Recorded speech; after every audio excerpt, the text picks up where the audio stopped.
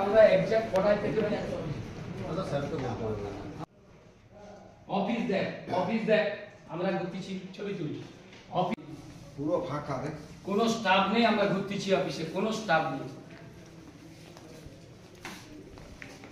কোনো স্টাফ নেই। নিচে আয়,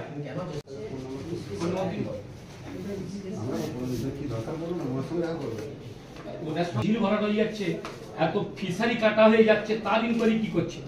বা ইট ভাটায় যে মাটিগুলো উঠতেছে তার কি করছে? কত জানতে হবে। হ্যাঁ, ফোন নাম্বারটা দিন তো। তাহাটা বিডিও অফিস অরাজকতায় ভর্তি হয়ে গেছে। প্রতিবারে টাকা ছাড়া এখানে কোনো কাজ হয় না। একটা ছোট্ট গরিব লোক, একদম মানে দুস্থ গরিব লোক, তিনি একটি পাট্টা পেয়েছেন। সেই পাট্টাটা ভরানোর উদ্দেশ্যে কিছু মাটি কেটেছেন, কিন্তু পরবর্তীকালে দেখা গেল তার যে মানে ভ্যানালা তাকে মানে মাটি ফেলেছে, সে মানে ভ্যানালাকে থানা ডেকেছে, তাকে যে বন্ধ করেছে, তার মাটি ফেলানো চলবে না।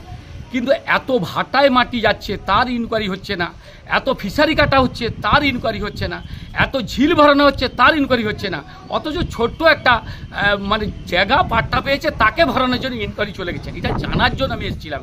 11টা বাজে, এখনও কোনো অফিসার নেই, এখনও কোনো স্টাফ নেই, 2-1 বাদে। আমার বক্তব্য, এটা কি অফিস চলছে?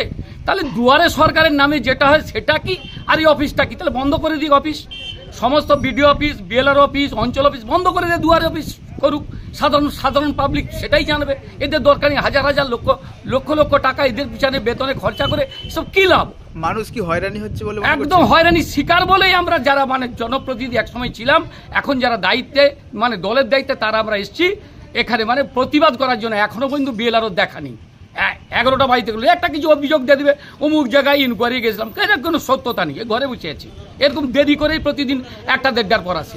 এটাই হচ্ছে অফিস চলে, প্রতিদিন আসে দেরি করে 1টা দিন। আমি তো স্থানীয় ছেলে, আমি তো জানি এগুলো কি হয়। এগুলো তো দরকার নেই। এটা কি গভর্নমেন্ট চলছে? এটা কি অফিস? আমার সেটাই মানে প্রতিবাদ করার জন্য এসেছিলাম।